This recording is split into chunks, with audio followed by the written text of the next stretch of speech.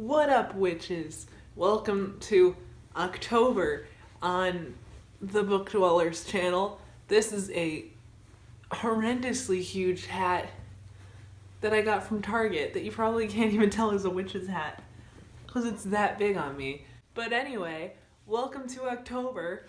It's the best month of the year. Who's excited for some spoopy reads and spoopy good times? I am. I thought I would tell y'all about my October TBR because I'm really excited. I love October. I love Halloween. I love fall. All of it is a good time. I planned some fun, spooky kind of, murdery, bloody reads for the month of October. So I'm really excited to get into them. I've actually started one of them, but I have 5 books here that I'm hoping to get through in this month. Don't know if I will, but I'm really trying. Let's get right into my October TBR. So, like I said, I have actually started the first book and almost finished the first book for my October TBR, and that is Vengeful by V.E. Schwab, the follow-up to Vicious, which I read last month. Oh my gosh, I loved Vicious so much. It's right here. Ooh, sorry, book. But oh my gosh, I loved this book, and I told everyone that they needed to read it. I was like, this is one of the best books that I've ever read. Oh my god. And I fell in love with the characters and the world and the storytelling. It's so good. And I was so excited to pick up Vengeful. I actually got to pick this up on her tour and meet her and have her sign it. And I had the most genuine 3-minute conversation with any person I've ever had. It was an amazing experience. I absolutely loved it. She's such a wonderful person. Like, oh my goodness, the sweetest person ever. And very funny. I loved her. Oh my goodness. But anyway, this is a signed copy. If I can find it, is signed and personalized. She personalized a couple, but only signed all of them. I don't know if you could actually see that. I tried. But anyway, it is signed and personalized, and like I said, I'm over halfway through it at this point, and it's wonderful. I love it. I wouldn't say that it's as good as Vicious at the moment, but it's really close. It is really close to being as good as Vicious. And if you know her whole situation with this book, she had to rewrite it in like 2 months, it was a situation, then you know, it's pretty impressive. It's a very impressive book. I am really enjoying this. It is basically a continuation of Vicious. If you don't know, Vicious is about 2 friends who are pre-med students, and they, Victor and Eli, and they basically decide to try to create EOs, or extraordinary people basically with superpowers. And 10 years later, Victor is being is escaping from prison, has escaped from prison, and he's looking for Eli. And this is a continuation of that. She has now added 2 new characters. There's Marcella, who is a former mob wife, and June, who we don't really know a whole lot about. But let's just say that June has the coolest power, according to V.E. Schwab and myself, in this entire universe. Oh my goodness, she is really cool. I really like June.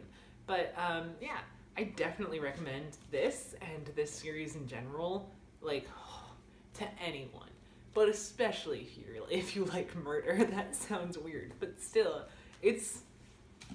I could talk about it all day. I should stop. So the next book that I picked up for this month, I'm really excited about. It just came out, I believe, towards the end of September, but this is Not Even Bones by Rebecca Schaefer. It, first of all, has a bloody scalpel on the cover and just lots of blood all over it. Wonderful. This follows a girl named Nita, and she is actually the daughter of someone who sells supernatural organs and body parts on the black market. This is a really messed up book. I haven't read it yet, but it sounds really messed up. Essentially, Nita is the one who dissects these supernatural beings, and her mother's the one who sells their parts. But one day, her mother comes home with a alive teenage boy and asks Nita to dissect him. And obviously, that messed her up, so Nita, like, kind of puts herself in place of this boy, as far as I understand it. I'm not really sure how she does that, but she puts herself in place of this boy. But what we learn is that Nita actually has a supernatural ability of her own. And this whole thing kind of sends her into this adventure, I guess. I'm not really sure what that means. But either way, this sounds like a super messed up book, very gory and supernaturally for the wonderful month of October. Next, I have a book that I've been very excited about. I finally picked up today, and that is the sequel to Hocus Pocus, or Hocus Pocus and the all-new sequel. I guess it's both, I'm not really sure. So this follows the original story of Hocus Pocus, and then 25 years later involving Max and Allison's daughter, Poppy. If you don't know the original story of Hocus Pocus, I recommend watching the movie because it's a great time, but also basically it follows these three kids who essentially wake up these town witches, and the witches are trying to like eat children. It's a situation. Yeah, it's a good movie. It's really, I don't know, it's cheesy funny, but like in a good way, I guess. This one also goes 25 years later, and like I said, follows Max and Allison's 17-year-old daughter, Poppy, as she goes through the same situation, basically. Because the Sanderson sisters, the witches, come back once again. I'm really excited about this because, first of all, it's not very, like, it doesn't look like a difficult read, and I love Hocus Pocus. For anyone who does not know, I really love Hocus Pocus. But yeah, so I'm really excited about this one, and it's obviously a really great October read. Who would want to read this in a month that wasn't October, honestly? The next book that I've picked up for October looks incredibly messed up, and I just also picked this one up today, and that is The Sacrifice Box by Martin Stewart. I have not heard much about this. I've kind of heard. I knew it existed, but it looks real messed up. There's some bloody footprints, a creepy box, birds on the back. It says, "You broke the rules, now you'll have to pay." And it kind of sounds like Goonies, but more messed up. Again, I'm reading some messed up books in October, but I'm like excited about it, okay? Because spoopy in October. But this follows 5 teenagers, from this island town, I believe in the United States or somewhere. I don't think they really specify. And they find this box in the woods. I want to say it's a stone box or a concrete box, just in the middle of the woods. And they decide that they're all going to put a belonging into this box, sacrifice something to the box, and basically commit their lives to it, I guess. And when they commit their lives to this box, they essentially make a pact with each other. 1, they'll never return to the box alone. 2, they'll never return to the box at night. 3, they will never take their belongings back from the box. And that just happens one night, when they're all teenagers. 4 years later, they've all drifted apart. They don't really know each other anymore, but some bad things begin to happen to all of them. And they realize that one of them, must have taken their belonging out of the box. But they also find out that they weren't the first people to find this box. And basically, a bunch of horrible things happen as they try to fix this problem and discover that one of them may have accidentally sacrificed themselves to the box.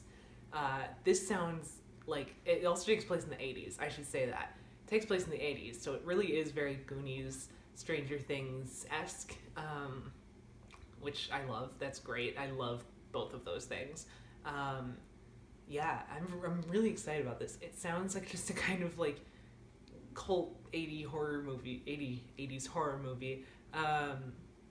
So yeah, I'm really excited about this one, so we'll see how it is. Lastly, this is something that I don't need to get to this month necessarily. I just kind of think it would be fun, particularly maybe to just, I don't really have Halloween off, unfortunately, but maybe like the night before Halloween or something. I don't know. I want to read it around Halloween if I can. Maybe I'll just stay up all night on Halloween. But either way, That is Harry Potter and the Sorcerer's Stone by J.K. Rowling. I don't know, I really want to read this in October because that's so fun. This is such like a movie that I used to watch like around Halloween all the time when I was a kid. Like always watched this around Halloween.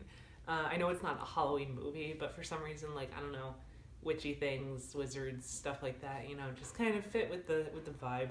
Um, so yeah, I really want to try to get to this month. Obviously, you know, I've read it before. It's not something that I feel the need to get to, but like I said, maybe I'll just read it Halloween night and read the entire thing in one night because that's doable. And it would be so fun. Like, oh my goodness, I'll just like light some some like fall scented candles and just read Harry Potter. Because bless. So that is the last book that I am planning on reading in the month of October. I don't think it's a horribly ambitious TBR. I do have a lot going on in October. October is, you know, college student hell month.